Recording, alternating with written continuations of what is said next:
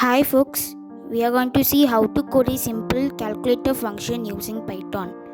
Let's begin the coding for the four basic arithmetic operation, namely addition, subtraction, multiplication and division.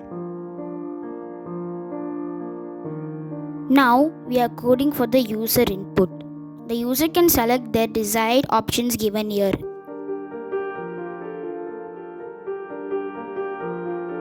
Based on the user input, and if it is a valid option from 1 to 4, then we are declaring two variables for the user input, variable 1 and variable 2. Variable 1 is for the user to input the first number and variable 2 is for the user to input the second number. Once user has input the two numbers, the controller will get into the else if loop based on the arithmetic operation the user has selected. Now our program is done and we are running our program. So out of all the four options, I'm selecting addition. So I'm going to insert the number 1, click on enter, and I'm going to enter any random numbers. So if you click enter, you can see the answer is displayed on the screen.